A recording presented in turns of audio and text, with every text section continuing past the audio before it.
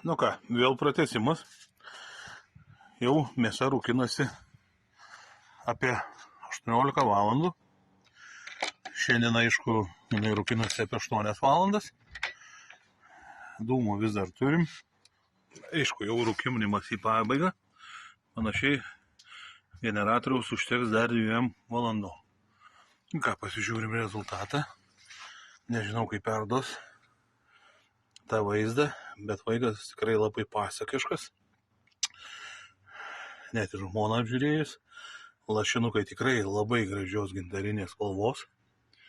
Labai gražios.